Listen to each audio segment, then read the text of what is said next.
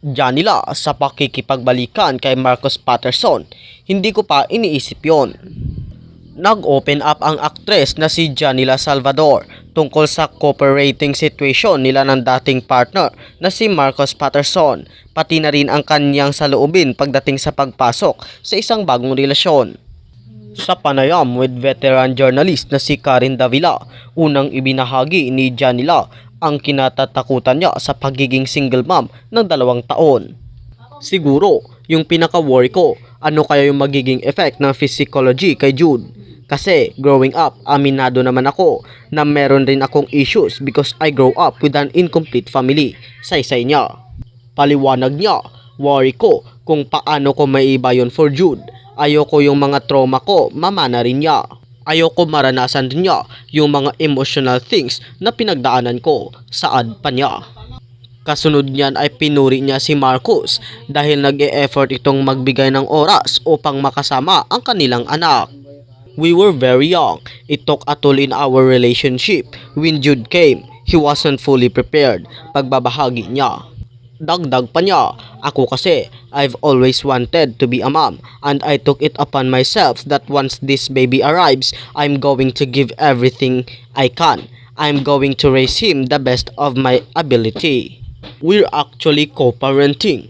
He makes an effort to see Jude every now and then. Sambit pa ng aktres. Kwento pa niya, kapag wala siyang work, hinihiram niya si Jude. And that's something I appreciate because I think presence is something very important for a kid who's growing up.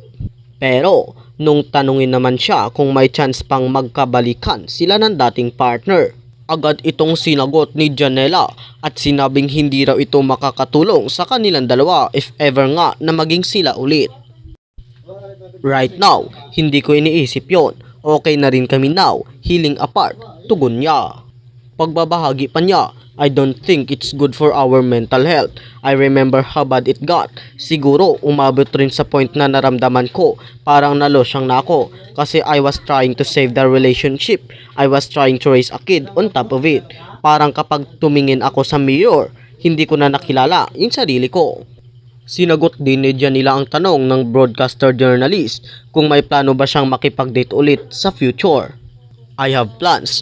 I have big plans for myself. Sagot naman ng aktres. Komento pa niya, but I take life day by day. I take the lessons na natutunan ko from the situations and apply them. Parang this time, hindi na okay sa akin to. This time, I put my foot down on this. This time, dapat maingat na ako. This time, I won't let this kind of people into my life. Yung mga ganon.